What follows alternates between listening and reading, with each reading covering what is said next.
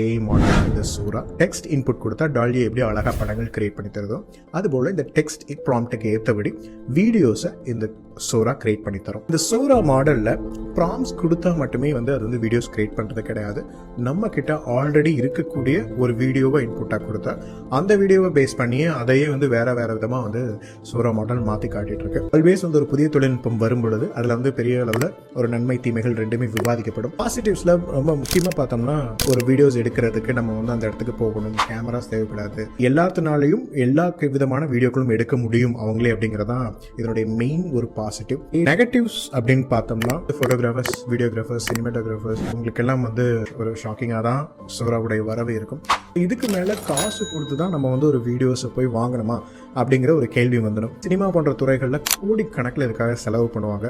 So இப்போ வந்து அந்த செலவை எல்லாத்தையும் அதில் ஒரு சின்ன பட்ஜெட்டை எடுத்து ஓப்பன் ஏஐ சப்ஸ்கிரைப் பண்ணி ஒரு 4 நாளில் போட்டு அவங்க வந்து வேலைக்கு வாங்கிடுவாங்க.